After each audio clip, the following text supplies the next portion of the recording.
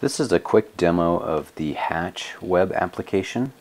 Hatch is a data aggregator mainly for scientific applications, and it was designed tabular data in mind. And one of the things that it tries to do is make redundant data organization that happens on a file system level and lots of search and script writing stuff, and move that all out to the cloud.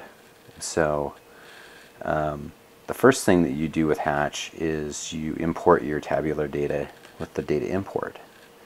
And so that could be anything from a CSV to XML, or you could put a bunch of that stuff into a zip file.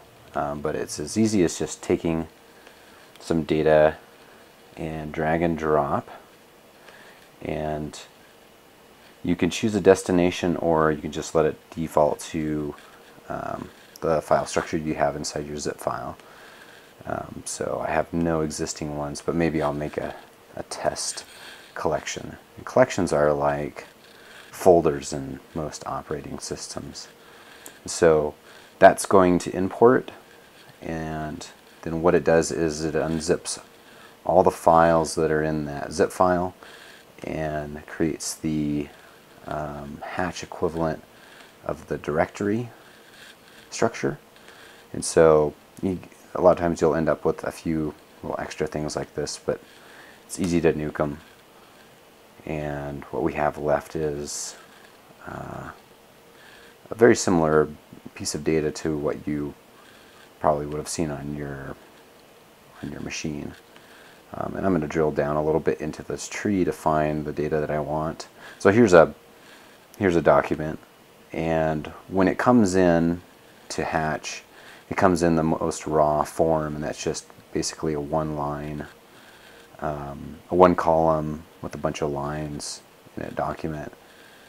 And but this may not be that useful to us. It's kind of hard to search. It's not very organized, and so the next thing that you want to do with documents is filter them. And so filter them will move the document into a state of being validated. And so there's pre-existing XML or CSV filters to validate this document, or you can make custom filters. And so I'm going to select the Pictagus one. But custom filters, basically, they have a couple different sections, and they're things that you only create very, very rarely, but they're the metaphor for what a scheme is in a database. But this allows us to limit the structure of the data coming in, but we can accommodate for a lot of different schemes that a user can predefine, or the administrators can predefine. And so you have an optional amount of header filters, and so header filters are key value pieces of text that happen once in a document.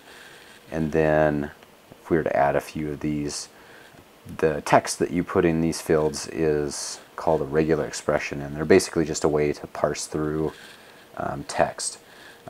It's maybe a little bit more advanced usage, but most users don't have to use this. They'll just select some predefined filter of whatever Pictagus would be, or USGS, or some other format. And so once I have my document, I'm going to go ahead and validate it, and it's going to go through all that text and put it in a little bit more easily readable text. And so now with this document, there's a few things I want to do with it.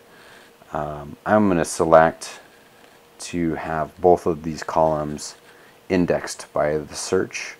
And so what that allows me to do is, if there's a lot of text that I don't want to show up in my searches, then they won't be there. But in this case, I want both of these columns to be searchable. And so now I have 2 columns worth of searchable text, and it's a prefix search. And so I'm just going to keep going here as it's matching my results, and I start to drill down a little bit further. And so this allows us to do a lot of searching just within this document. Some of the other cool things that you can do with these documents is you can manipulate them to make them a little bit more visualizable. And so I'm gonna go ahead and categorize the second column. And so basically what that does is takes a unique count of all the matching text.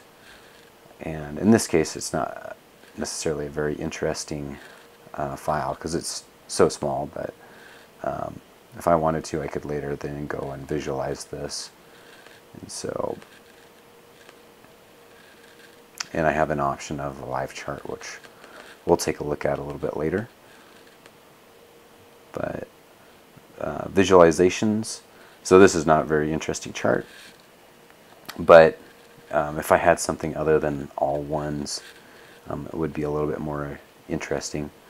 The other nice feature that Hatch has is some of these documents, they can change. And so one case where they might change is when you have a feed. And so a feed takes a few things. It takes the URL of where it's going to get its data, and that data should be JSON, and whatever is in that JSON, I've just got a little script here dumping random JSON out into but this could be anywhere on the web, and then it's going to pull for this data and put it into this target document. It's going to overwrite the data that's in there, and so that's now set up to do that every 10 seconds. And when that starts to go, we would see this graph update live, much the way that our demo does on our homepage.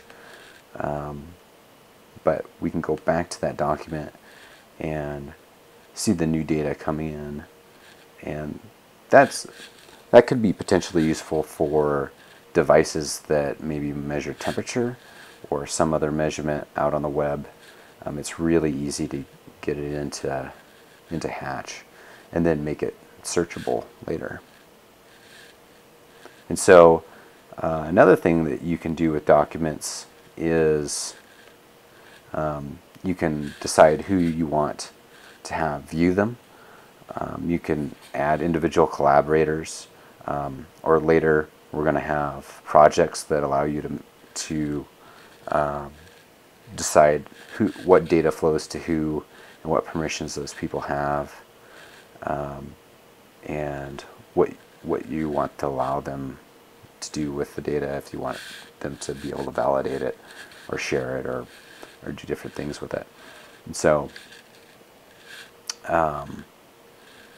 the next feature that we have in Hatch is search. And so search allows us to kind of look better into the graph and see how data relates to each other. And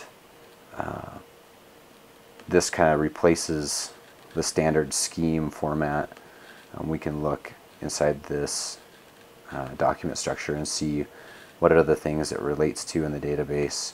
And this might be something that you wouldn't necessarily know about an individual piece of data, or what are the things it's related to. And so search uses the Lucene language, and so anything that is in our documents is searchable.